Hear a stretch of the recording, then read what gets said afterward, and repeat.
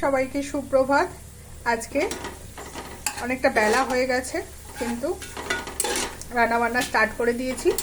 আজকে হবে রবিবার স্পেশাল বিরিয়ানি আর চিকেন চাপ।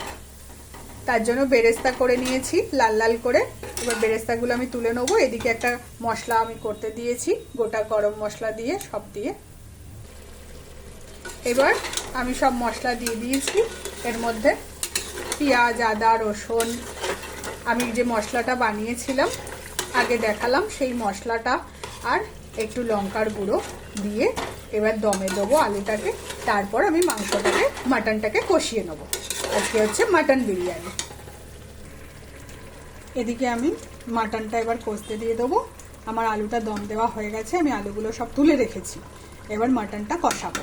মাটনটা কষানো হয়ে গেলে তারপরে আমি সব চাল মশলা সব দেব।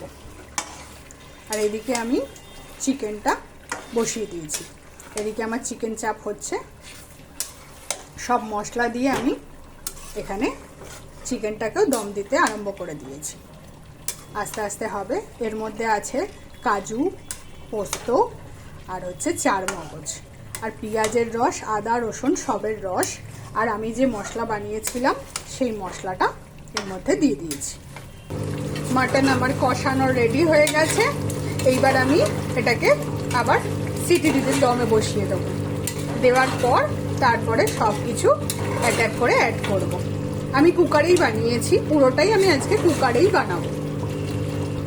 এর মধ্যে আমি একটু মিঠা আতর অ্যাড করেছি। আপনারা কেমনভাবে করেন একটু কমেন্টে জানাবেন প্লিজ। এইদিকে আমার চিকেন চাপ রেডি হয়ে গেছে। আমি একটু লঙ্কার গুঁড়ো দিয়েছি, তাই কালারটা এরকম এসেছে। এবার এর মধ্যে একটু মিঠা আতর দিয়ে দিলাম। এবার এটাকে নামিয়ে দেব। এইদিকে আমার মাটনও রেডি হয়ে গেছে।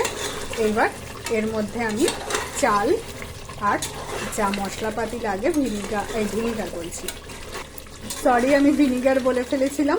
কেওড়া জল, মিঠা আতর, গোলাপ জল সব এরপর এক এক করে অ্যাড করে দেবো।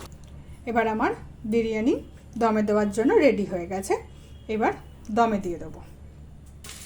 ভালো লাগলে একটা লাইক, কমেন্ট, একটুখানি সাবস্ক্রাইব করে দেবেন। ধন্যবাদ।